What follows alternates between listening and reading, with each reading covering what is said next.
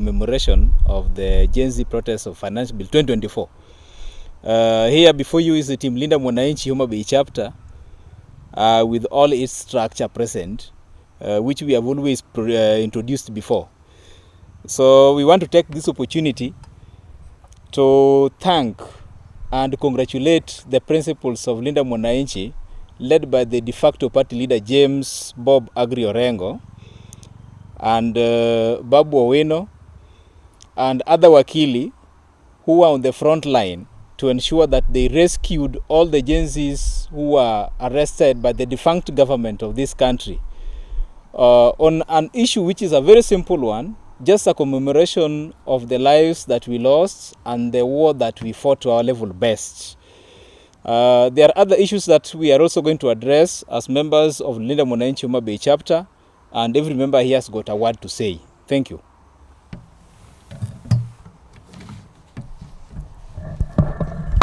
Yes, thank you, Chairman. I'm Hesbon Okebe. I'll talk on the issue of the leaders who are hiring goons. There are leaders who are hiring goons to hunt down on youths. And we really condemn, we strongly condemn the issue of hiring goons to attack the youths in Homabay County, right from the local, that is right from our wards, at the constituency level and at the county level. We passed the Constitution of 2010 that guarantees every citizen the right to associate with every Kenyan, the right to picket, the right to assemble, and the right to share the views that he or she holds on matters pertaining governance of every electoral unit, whether at the MCA level, whether at the constituency level, or whether at the county level. So we are condemning, we are strongly condemning the act of hiring goons to hunt down our youths in Homabay town constituency and in the entire county. We have known, and it has come to the public domain, and it is well known in Homabay County, that there are leaders who are using threats, they are using violence against our youths, they are thwarting our youths. They don't want our youth to air their views, and that is against the law, that is against the constitution that was promulgated in 2027. We want an environment that allows every citizen of this country, allows every citizen of this nation to air his views freely, pursuant to Article 34 and Article 37 of the Constitution of Kenya.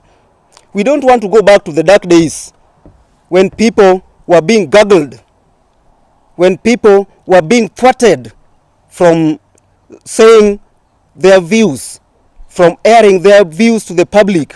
So we are kindly asking the government, we are kindly asking relevant government agencies to take action against these goons who are being hired to hunt down the youths. And we are giving them an ultimatum of 48 hours. If they don't do so, then we shall actually follow the matter up to various government agencies so that appropriate action should be taken to these people. There are people who are known. There are people at the local here, they are known. So we don't really think that they should be, there are a kind of leaders who should hide them up. Generally, I'm just asking our leaders to be sober. When we are doing politics, everyone has got the right to hear his own views. Everyone has got the right to speak his mind. We are not supposed to be thwarted. We are not supposed to be restrained from speaking our minds. Generally, I think I'm done with that. And we are giving an ultimatum of 24 or 48 hours maximum. If the government does not give us any response, we shall now go and pursue the alternative measures that can be taken against such an act.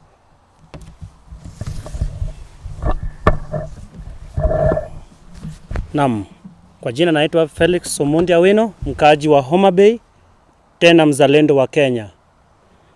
Nimo hapa na vikundi vyetu ambavyo ni wale wazalendo wenzangu wa Linda Mwananchi, na twashauri serikali ya kwamba kama Mkenya, vile vile wale ambao wamo uongozini,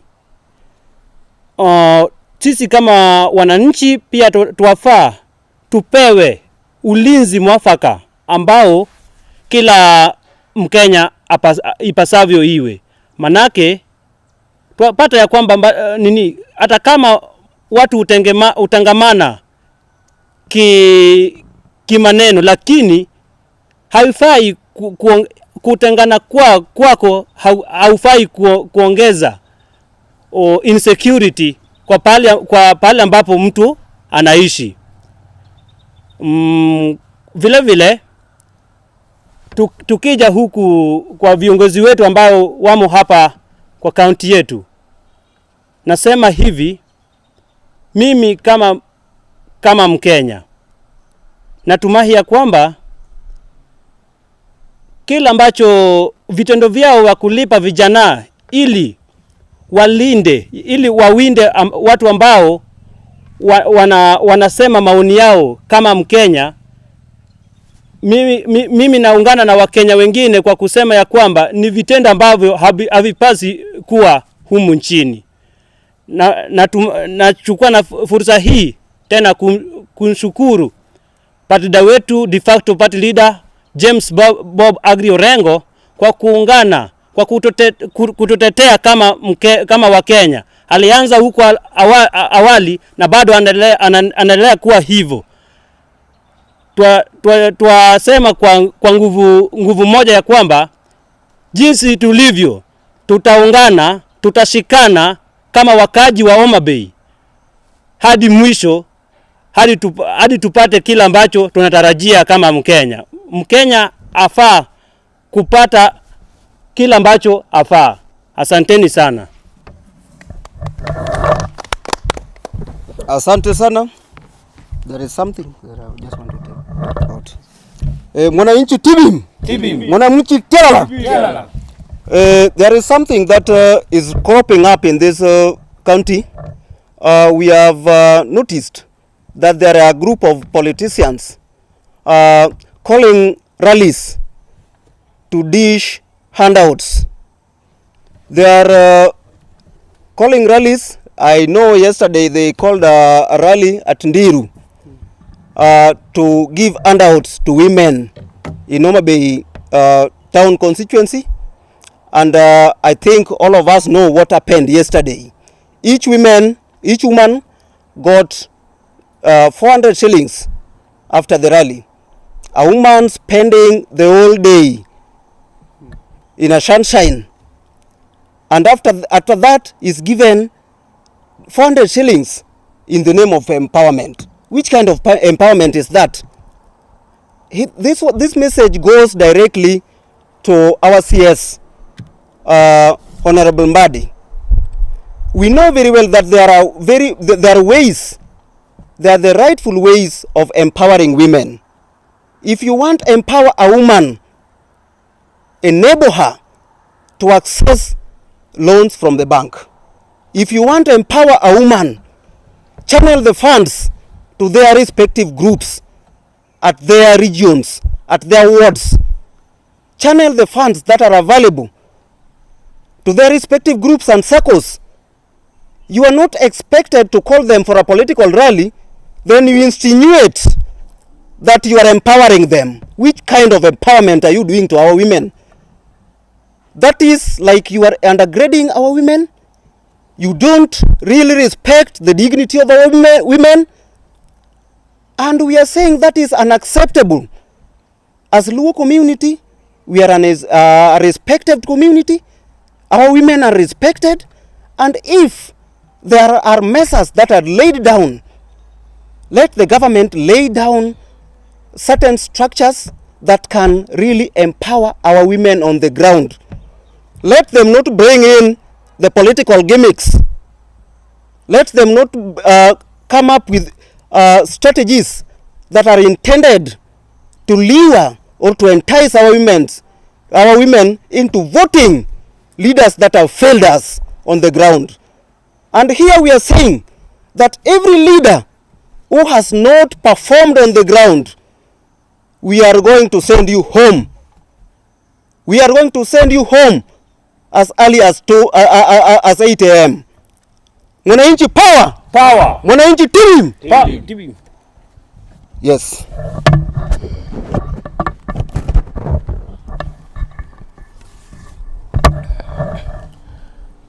Linda Wananchi power! Power! Linda Wananchi power! Power! I'm Kolagiso Calvins. I'm one of the key principals of Linda Wananchi Homabay chapter. We are here to ensure this factor has moved on. I will have to highlight some issue outside there. One, we are requesting the government, and we are going to give them a time not more than 72 hours to retain the security for our party leader, James Bob Orengo. Is that true? We are not afraid to say so, because yesterday, but recently, we saw our party leader on a motorbike with a local security, but he should have the national and the learned and the trained security who can protect him. We are requesting the national government, if anything happen to our party leader, we will not lower it down. We will take action with immediate effect, and we will be out. We are preparing and we are waiting for it as we wait for another action. Secondly, we are preparing to go to Kisii, come on 3rd. Our request, not to see whatever we saw here last day. We are requesting the governor of Kisii that we need a total maximum security, a total maximum respect within the area we are going to be. Why? Because you have also gone some areas and you have been protected and you have been given security, and you have been doing anything to ensure your life is so safety. Whatever we saw here last was not good. I, as Agiso Calvins, I'm still alive, but it is not a must for us to support you. We only support you with whatever you have done or any convincing power you have for us. The Bible said very clearly that a prophet should not be welcome in his or her home area, but it will take a prophet for a time to ensure that we support he or her. To us, we are requesting that we have been talking about this ugulism we have seen here. We can be different in ideology, but does not mean we are different in brotherhood. Does not mean we are different in sisterhood. So we are requesting that politics is just a matter of interest. You can serve there, I can serve here, but your issue, your action, your work is to ensure that you convince each other. We are not happy, and let me take this chance to condemn or to condolence with the family who lost his son called Smith. We are not happy if a young generation can lose his life because of whatever is happening here. And to the fight which continues here within our Sauriako area, we are requesting the people and the leaders, including my brother, because I'm coming from Karachuonyo, PS Raymond Omolo, that you promise us that you will secure our life. If the vote of William Ruto, you say that will come from Nyanza, but you want to continue losing this life for the people from Nyanza, where will you get the lost? If it is just a matter of stealing, where will you get time for stealing? Because we are continuing losing our life. So right now, people are in hospitals. Just go to Ward 1. You visit there. We are having a young generation his life is not in danger. Others also are still searching, like air, like other animals, which people can eat. So we are requesting that on 3rd, when we will be on the way, we need maximum protection. We need maximum security, and we need the security to be returned back for our party leader. So else, we'll take the action. If not, I'm done with that.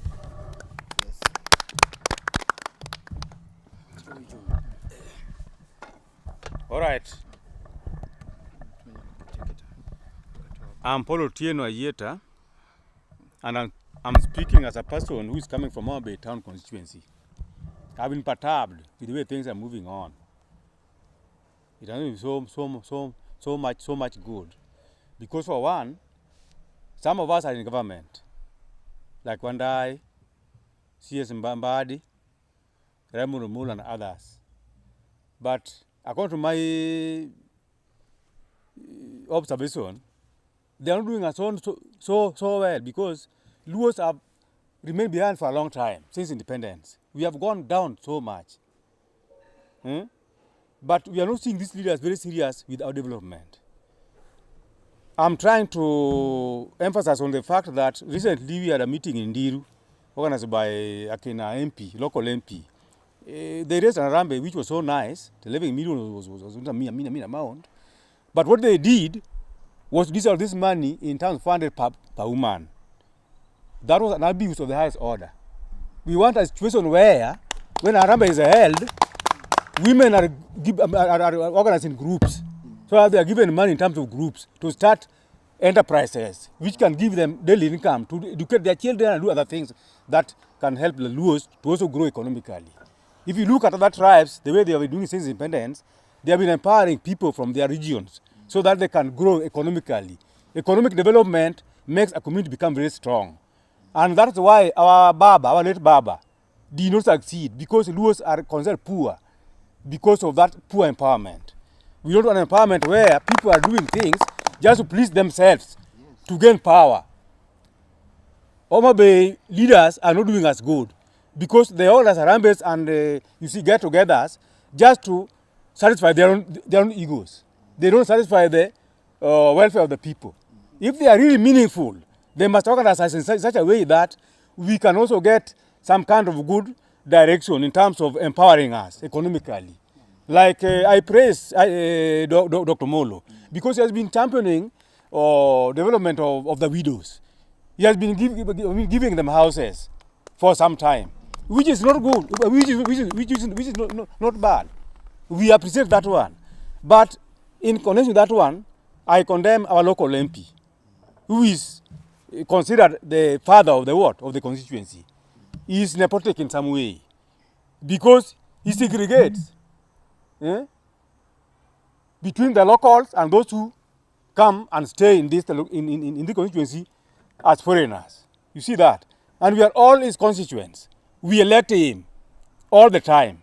We want him to see that Kenya belongs to everybody. And everybody that lives in our big town constituency is his person, is his supporter. He must help them equally. We don't want a situation where leaders simply feel that they are there to lead permanently. We want them to lead because others are also fit to lead.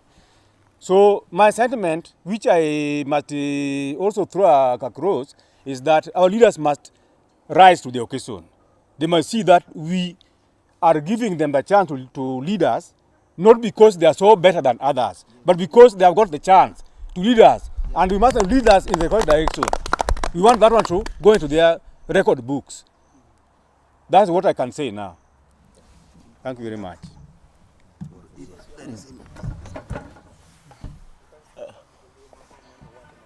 Sasa. Wach moro dong manyaka ago erokamano. Mana kaka nasawacho ni iluonga na Giso Calvins. Waduoko erokamano ne party leader wa James Orengo gi brother wa miluongo ni Babu Owino.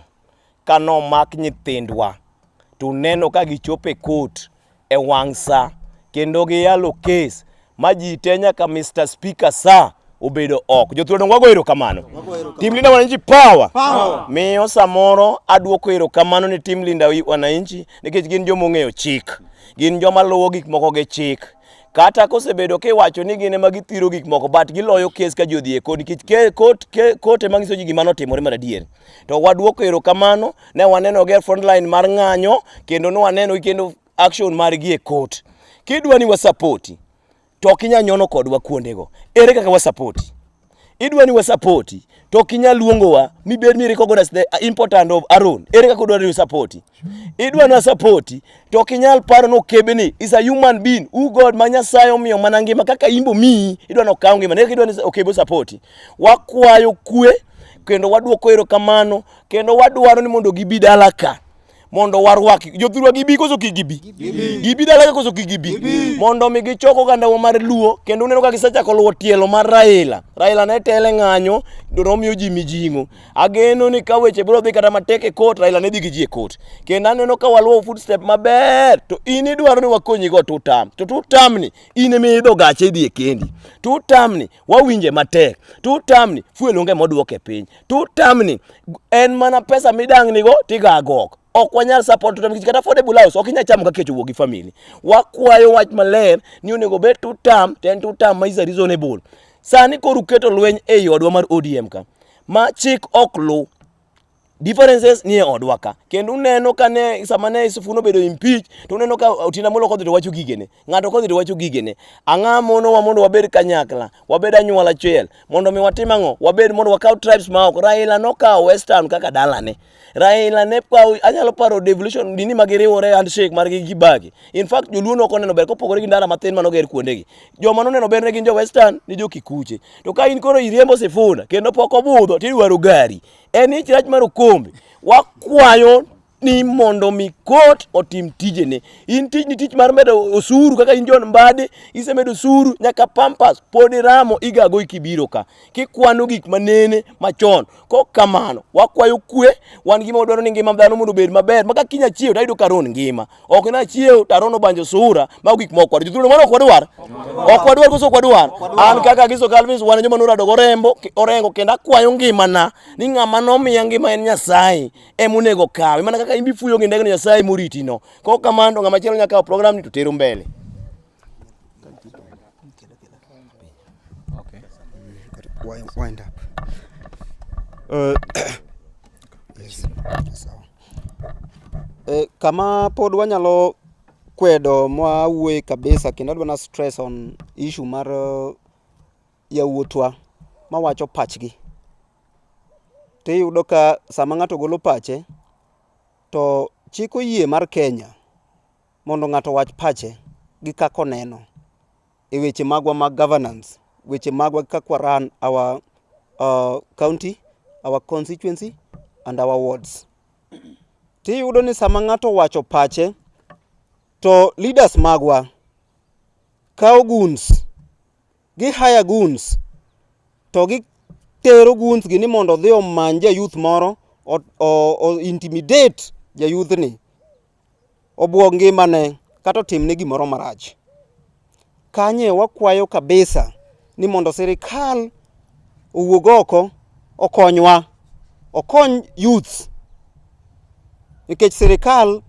nigi teko mar protection sirikal nigi ngufu mondo migi protect oganda en gima rach ka youth ogolo pache weche mag siasa youth owacho gima embo neno no winjo beni timore ogolo fair comment mare view mare ogolo tiro ni kore dwa manye nikech pache to magi gik mane timore ndalo machon mwawacho ni the dark days machon kocha kane ka iwacho pachi tilal kodi kiwacho pachi titimo ni timoro magalagala wakwayo ni sirikal owuog oko mondo konywa wach mag goons mondo goons gi olugi kech gin joma ong'ere Homabay kawo gin joma ji kia ok owinjo bed ni ka ng'ato wacho pache ni tikore imanye kata ni koro leaders gi miyo gi pesa mondo gimany jogi udi ma yudhewa moko nindo mana oko e lum nindo mana e bunge nikech josiasa oketowa wachalo wasumbini jopiny ok nyal wacho pachgi wawacho kendo wakwedo wachno e okang' mager wakwedo kabisa kwa wacho ni japiny omi teko gi chik mar Kenya mondo wach pache ja youth nigi thuolo mondo wach pache to ok nyal tamwa mondo mi kik watim ang'o wawach pachwa Linda Mwananchi tibim Linda Mwananchi tialala koro wakwayo kendo wamiyo sirikal jukumu mondo mi ging'i kaka ginyalo manyo jogi mondo stop wageng weche ma samoro kiny iyudo ni ginego jo youths moko gimako jo youths moko gidhi gitero kamoro ngima gi olale giwe family gi kasandore wadwaro alwora makare mimiyo alwora makare kisiasa ma ng'ato wacho pache to kogike debe kacha cha Kane in ng'ama oseyier chien kacha to nitie mitimo maber. Giri mitimo maber no michung'e. Ka onge giminyalo chung'e mane timo maber, to en one term. Whether you like it or not. One term. One term? One term. One term? One term. Koro mano gima wawacho, kendo pod wanuoyo, kendo wachung'e motegno kaka jo Homabay. Wan gima duong' ni warwako. Wan gima duong' en ni warwako jogewa ma nie siasa te. Formations te warwako jolinda mwananchi. Wang'eyo ni mbele ka gichiegni biro Homabay ka. Warwako gi, warwako ji te. To joma biro gi gimiyo ideas, to ideas gi emwaluwo. To ok chunwa, to bende ok bi chunwa, to bende ok bi bwogwa gi violence. Kik ng'ato wuondre ni koro dwa kelonwa fia e Homabay ka ni ok wanyal wacho pachwa. Pachwa wabro wacho nyaka dakika ya mwisho, whether you like it or not. Linda Mwananchi tialala. Tialala. Linda Mwananchi tibim. Tibim. Erokamano.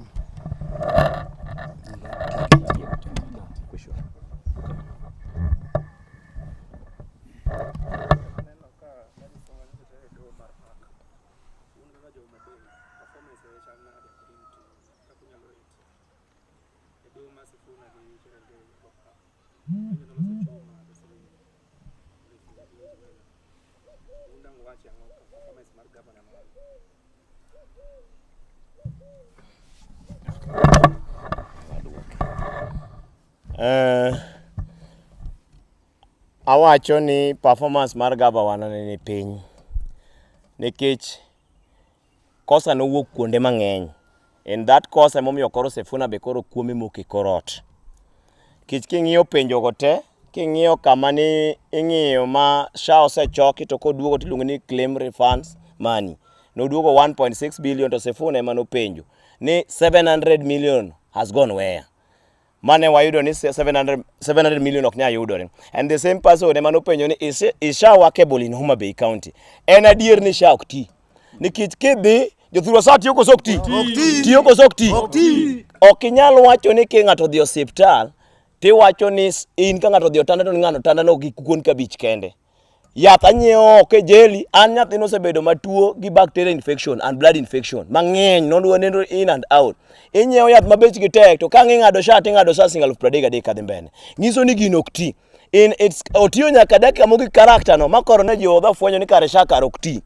Mano en gimo timore adier. Mar ariyo, ne wayudo some loopholes. Ing'e ni chik wacho ni tender mar below 1 million is a youth tender. It's a 30% for youth. En adier ni kachon governor witi ne nitie ma ok wadwa riambo mane yudo 7 to 8 billion.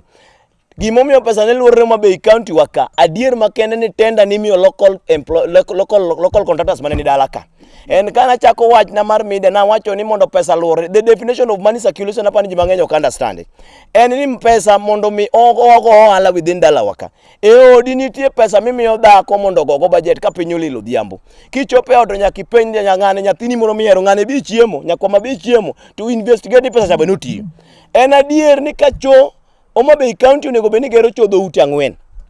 Ka en dhoute 4 to kaka for example kata Gongo kata Mbiwa wanyalo understand that 500 nikech nitie bim mikungi tweyo piny mondo michaki ol gladiator mar biye mitimi kende chaki tweyo ni kolom malo kiloso ang'o kiloso slab. We can understand that 500 but to cho mar dhoute 2 ok nyar gel gi siling 500 jothurwa dongo wuondwa koso ko wuondwa. And to make it worst in that matter mokaluor mar kwano kendo ni chonyo ger gi outsider. Chik mar constitutional mar Kenya wacho ni the 15% is for outsider but 85% belong to the residential of that area. En adier ni kindiko ji atamala 15 madhine jooko lakini 85 dong ni jodalo. Jothurwa kong'iyo kako ndik ji county ka bondik maber adier bolu chik adier. En adier ni emomiyo pesa ok luore dala waka nikech kodhi under the construction pesa onge dala waka. If that 30 chono do mi kata nyathi moro kidwa ng'e ni gini rach ng'i kata yudhe ma support the governor. Anyalo paro rains back machien marawiti youth kane support ng'ato ing'e ni youth no support ng'ano. Ng'i kata yudhe ma support governor ka onge under out to gi survive. En ang'o momiyo en ni tender ok luorre local contractors ok yud tender Koro ngiso ni kata gino onego bed ni giyudo tender nikech nitie mok tim ok ondiki sirikal. Under the Law Procurement Act wacho ni any parastatal employee or a local or government employees being employed by that sector should not take that contract. But ma ok ondiki to yiene kawo. Jothurwa kung'iyo yudhe ma support governor buneno lokruok jothurwa. Buneno lokruok. Sani koro pesa biro 4.5 billion at the end of this financial year. Mangiso ni onego bed ni everything dealing with pending bill onego bed ni bedo close in. Mago gik monego lor te onego bed ni gope te iloro msara te onego bed ni tieko nikech wachako financial year manyien. Jothurwa pesa ni ok wadhi nene. Koro final king'iyo fuel the nini manowuok was 42 allocation manoket ni fuel 42 million, only 10 million was account. The remaining remaining money no kobed account. Na neno clip moro yesterday ka MCS auchiel obedo piny demanding for ward allocation which is 17 billion for the remaining of the financial year mosebed kichiwo. Ka MCA mayuak jothurwa to wan jopiny watim nang'o? Iyuak koso kiyuagi? Iyuak koso kiyuagi? Nitie gik manyalo miyo dhako be ringo mawuog e ot machak dhi kama chiel jothurwa. Koro en adier ni kata ka Moses Kajwang the chairperson of PAC ne temo pando but gini to nomuomogi. Pesa wa ipogo mana ni money circulation miyo ng'ato siling 500 e area kuondegi but ok oluore according to kaka budget mar kae onego ti. Money circulation deal gik moko ariyo Homabay ka. Wan gi government employees and the local contractors. If these people has been paid in a regular time, nothing will. Ka koro jati sirikal kono chul msara madwe mana 4. Giyuak no ng'ad tie. Ong'ad makata wan man gigopo moting'o nyithi skul ok tamo kaka wayudi. Koro gini nok otiyo yo maber, awege kanyo mondo osiepena moko be manyalo yudo clue manohinga be nyalo wache kaka nagiso Calvins.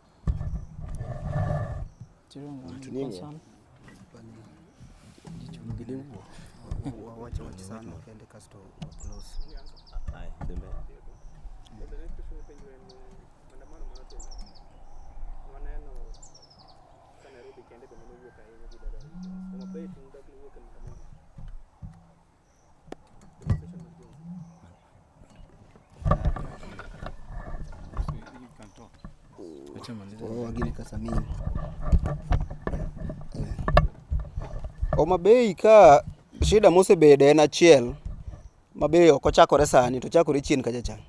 Mana wach ma wawuoye mar ni ka ng'ato wacho pache tibi manyi gi guns. To mane momiyo ne wakwayo thuolo omiwa alwora maber mondo mi ka ng'ato nigi pache to wuog oko wachi. Ke chik mar Kenya oyienwa maber ni wanyalo chokore, wanyalo picket, wanyalo assemble kasto wae views magwa mawango wanyalo wacho publicly without any intimidation, without any force ma sirikal tiyogo kuomwa. Mano en pend chike moyienwa. Kendo ka watime to watime ka wan gi ratiro mar timo mano. To ka gika situation ma kiwuok ni timo mano tiduogi di imanyi. Nitie yudhewa mang'eny masani wang'eyo ni opondo kendo samoro onge. Ma wakwayo sirikal mondo kaw action mondo ong'i ane ni to ang'o matimore Homabay. Kuonde mamoko wayudo kata ka ji wuok oko ng'anyo to en ng'anyo moro ma ji omi alwora makare. To kopo ni nitie wach moro matimore to sirikal kaw mana action kaluwore gi wach motimore no. To Homabay ka en a unique case nikech waneno ka nitie jogewa mobedo odiwa kabisa. Te wakwayo ni mondo mi jowa wuog oko, yudhewa wakwayo ni mondo wawuog oko wawachuru pachwa. Kik diwa, kik sowa e iye ka ni mondo mi koro sirikal otim mana dwachgi ma ginyalo timo. Wambe wawuoguru mana oko, wawachuru mana pachwa kaka joma tindo, kata kaka yudhe, kata kaka oganda. To kik ketwa ni nyaka watim mana gima sirikal dwaro chama nyaka watim. Watime mana ka en gima right. But kapo ni en gima nigi shida to nyaka wawuog oko mondo wawuo. Koro gima wacho ni nyalo tamo jo Homabay ka wuok oko. En ni mokwongo en luoro. Jomoko nodhi obedo moluor ni ok ginyal wuok ni gin ngoche ok ginyal wuok oko mondo gidhi giwach pachgi. To kitimo research ming'iyo ground to ground inyore kendo ibiro yudo ni information mawuok from the ground ni jogewa ni matek. made ni ne giwuok oko to ne gin gar alwora maber to ne wadhi wuok ka oko maber to shida en odiwa te wadwaro no miwa alwora makare mondo wagine maber. Yes. Kete mari no.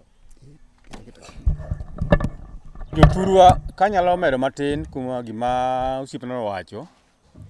Wan matek Kenya ka. Kon wang loch ma Kenya 1963. Loch ma Kenya joluo mokelo. Gima litna kabisa.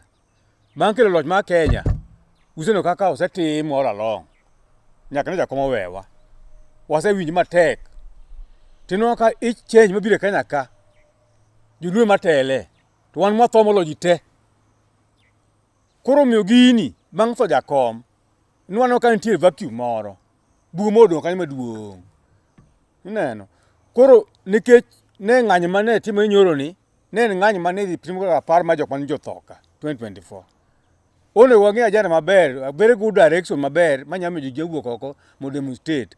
To ochalo gima ne mar par ma joka. Ineno. Koro joluo ne chalo gima no luori na wei ni ka giwuok e ndara to onge good reason, onge reason malong'o. Mar mi ji nya demonstrate. To ne waluor wadhi tho mang'eny. Wasiko ji mang'eny e Luland ka. To ok oyie ni mano odhi mbele. Wasehinyore ma kabisa. Koro wa feel mani sirikal ma go sani be sirikal ma sensitive. Ok en sirikal ma winjo ywak jopiny e makare. Unya demonstrate tino ka gir unu hinywe hinya to gima chandu bok losi. Ineno. Koro ok donji. Koro ng'eny parts mag Nyanza ne ok wuok gomono. Nikech waluor wach tho ma jensi wagi. Koro in future wadwa ni kara ka ng'ato luongo gomo gine gomo machalo kamano ji ng'anyo to ber meaningful mantie ajenda maber manyalo miyo jopiny bende neno ka watimo gini to wadhi nong'o ber moro bang'e. Ma ne otam understand nikech ne ok wane ber madhi nong'o bang'e, nwadhi manwang'o lal. Koro ma mono kelo ni ji ok owuok e ndara ahinya. But one ready for demonstration nikech jo Kenya ok winj maber. We are suffering seriously. Cost of living ni malo iwinjo ras mag jopiny be koriti. Jotelo moko magi kwalo pesa ma jopiny ok winj maber. One very ready. We are suffering. But one ready for anything. Kon wong jatelo mokelwa ajenda maber, manyimo go maber. We are very ready. We are on the streets. Yes. Thank you very much.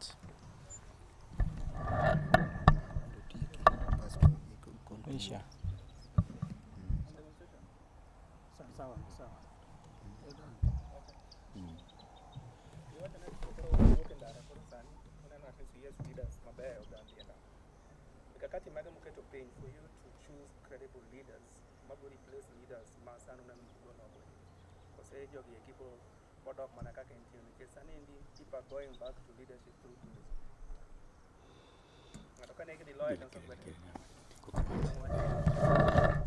Kanyo nyalo wacho matin.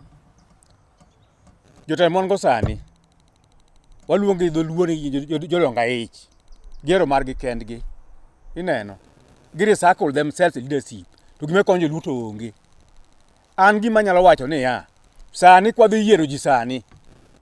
Wadhi ng'iyo jogi one by one. Gire kod madongo magikele gwen. Kionge dongruok to one term. Ok inuo. Kod iwuondo ji ni ber kama chan nade ko chiw 100 chan nade. Ko ti guns. Kech guns magitiyo kama mondo gibo jopiny. To voters ok nya buogo sama gidhi go kura. We shall use our insight to gi pacho maliw mondo go kura joma longo. Onya bedo ngama ni oko pok otimo gima ne jopiny to pache ler. Wa replace kode mondo odhi okonyo piny nikech wawinjo matek. Mijotelo masani okonywa nikech no ka sani gi organize themselves na rambes gichiwo handouts ne mine gi joma tindo. Koro jogi somani ng'ato chango dhi otho e changa kacha nikech ng'ato dwaro mana iye kende. We are going to be very focused and very visionary electing leaders of this time. Ok odhi tuo kodgi. Ka ok perform out, ki perform wanyalo nuoyi. To ok oyot for the current leaders. They are not good people. Okay, on the same note, then I summarize. Enni as Linda Mwananchi, en jukumu marwa to educate first. Nyaka wakon jopiny the right thing. Sani sa osechopo moko winjo bed ni watimo siasa mar goyo PR. kata mar kelo pesa mar siling 8 ni miyogo ng'ato. For example, ere kaka idamiyo ng'ato siling 400, manto biashara dwa chako biashara mane? And kata ka ne en tich, is there tich ma ng'ato nyalo timo from saa 12 okinyi nyaka saa 12 godhiambo and then you get paid siling 400? Mago are kind of leaders ma sani nyaka wakwedi. And jowa, kaka nwacho chien kacha, ni we are out. We are going to do all the grassroots campaigns. During the grassroots campaigns, mwatime civic education.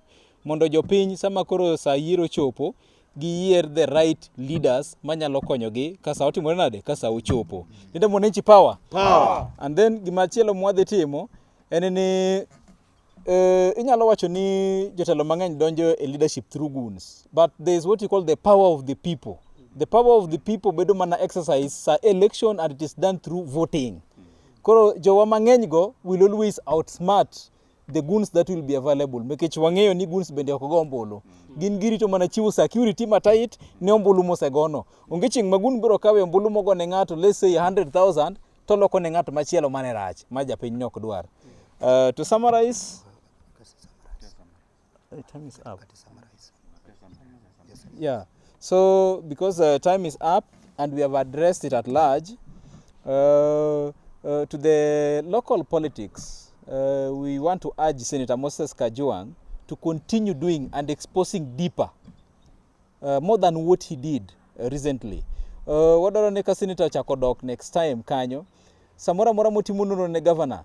Kindly, Senator, you are our super, but expose more than what you did.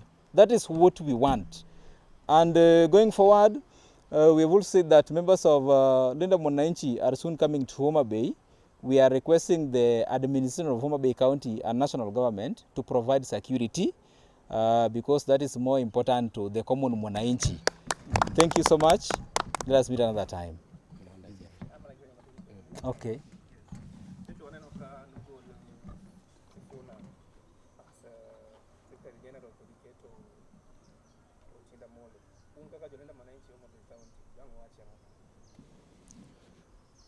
One game wang'eyo ni Sifuna poko thichoko.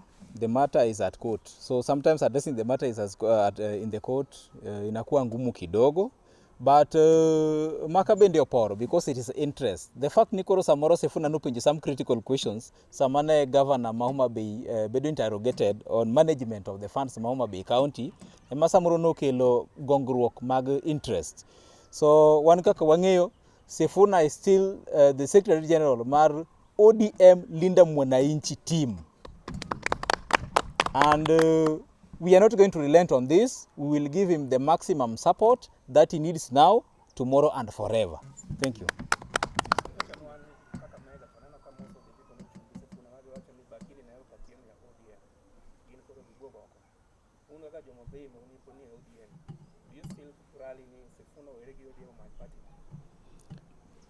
Sifuna oknya were gi ODM nikech gima nyacho ni sembe ipimo gi nyamin kata mana kir matiyo sani.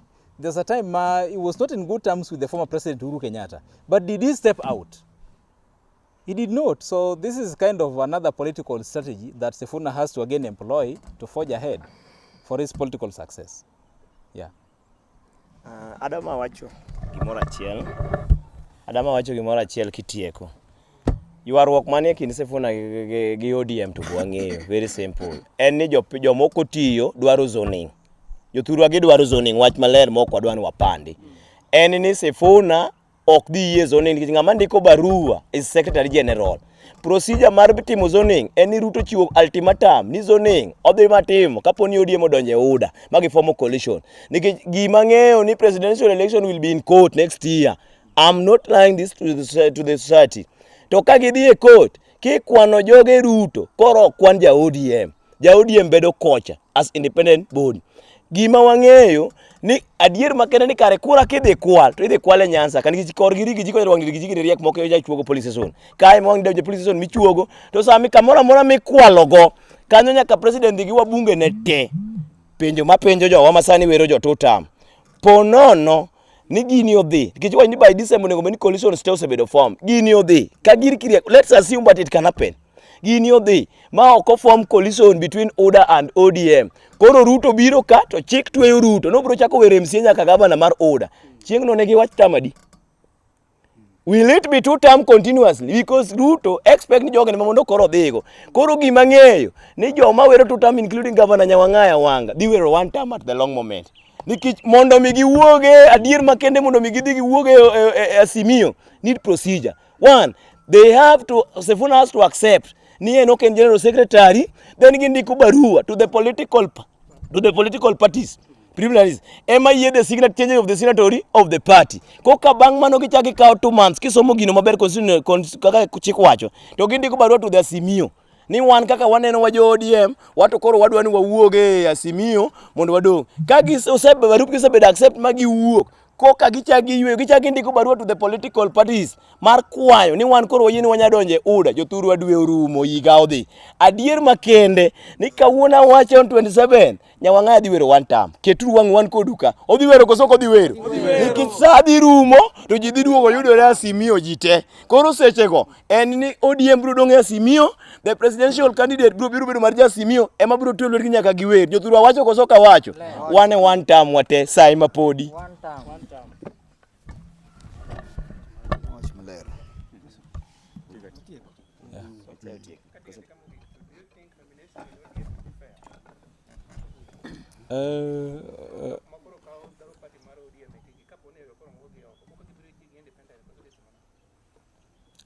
Mana kaka osebedo katimore, gima nyalo wacho en ni ODM nominations pok nobedo ga fair. Just like kaka nowachi ni ODM be nokonyuol kama soft. En gima nonyuol e ndara ka jiringo kamano, and therefore their nominations osebedo kaka okitgi gi timbegi. So kata mane county waka endi, everybody will attest ni ka endi emwayiere jo independent candidates mang'eny maloyo counties mamoko. So jothurwa pod will still exercise the same mandate mondo mi giyier leaders, not dealers, in the name of we are ODM or in the name of political parties. This time around we want a leader regardless of the party mubiro kode mbele japiny.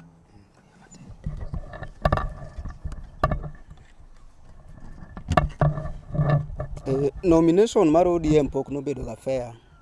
The last time ane nomination mar ODM nobedo fair ne en 2007. Since then pok wabedo gi fair nomination mar ODM.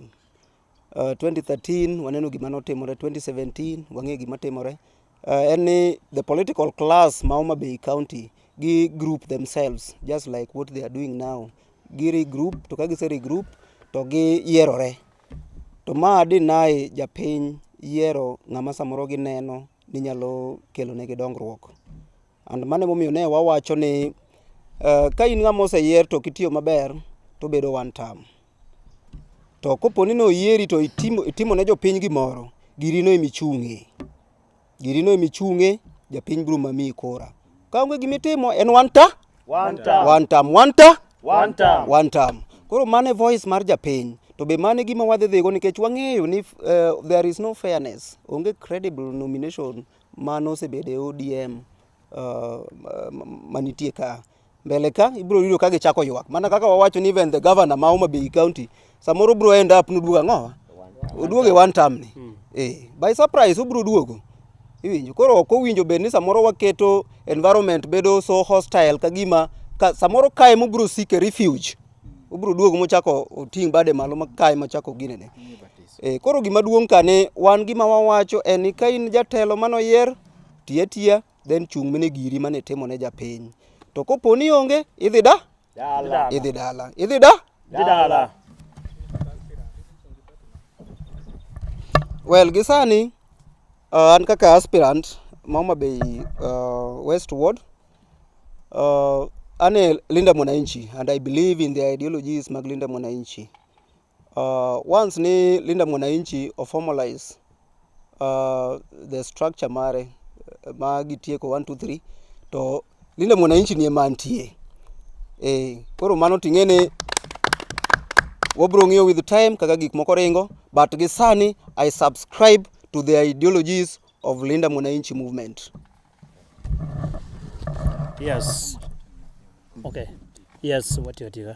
Yes, agwero kamano to anadwa okadwa side gi jogwa gi ahinya. Tada wacho kendo gi muolo ni ODM mang'eyo ma en ODM Linda Mwananchi manitiere kende party mane Raila owewa, nomination ne idhi time yo makare. To nikech ang'o? Wan kaka jolinda mwananchi, wa believe ni wan ok wadil gi dhano, to wadil gi gik ma ng'ato timo nade? Otimo. Ang'eyo ni nomination ok wanyal miyo mediocre candidate, wamiya according to performance mari. Ang'eyo ni ODM Linda Mwananchi, machielo chatakia nimbech machatakia kumano Linda ground is not Mwananchi, is not ODM. The real ODM and ODM Linda Mwananchi modich gi dwach japiny kendo matimo gi ok wabimiyo certificate. Ang'eyo ni through our de facto party leader James Agri Bob Orengo modich gi tich kendo dich ni service delivery to the people. Ok ginyal kawo certificate to gimiyo a mediocre candidate. Psychophans. Emomiyo akoi ni ODM Linda Mwananchi biro timo nomination ne e yo makare. Ero kamano.